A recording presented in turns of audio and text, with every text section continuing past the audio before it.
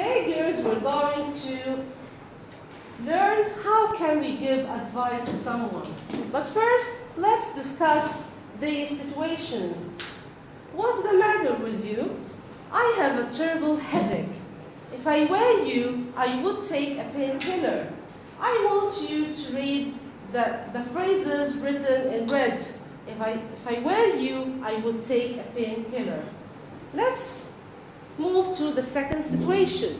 What's wrong with you? I feel bored and lonely. Why don't you socialize and make new friends? Now, girls, I want you to look at the phrases and sentences written in purple. Why don't you socialize and make new friends? Moving to the third situation. What's the matter with you? I failed the math test. You'd better study well. You can ask your teacher for help. Look here to the sentences written in green. You'd better study well. You can ask your teacher for help. So, girls, after we discussed these situations, we learned some phrases that we can use in order to express or in order to give advice. So, here I'm going to show you some of these sentences. Look here.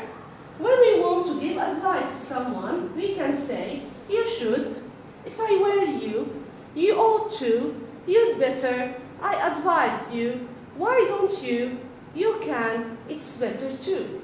Now, it's your turn now to respond to these situations. Who wants to read situation number one? One. Now it's time to respond to the following situations. What advice would you give to those people? I have a bad tooth. Yes, who wants to respond to this situation? I have a bad tooth. Yes? You had better go to a dentist. Excellent. Moving to the second one. I'm overweight. I'm overweight. What advice would you give to this person? Lena? What advice would you give to this person? He's overweight. I advise you to go on a diet. Excellent. I advise you to go on a diet. Excellent. Moving to the third situation. I had an argument with my best friend.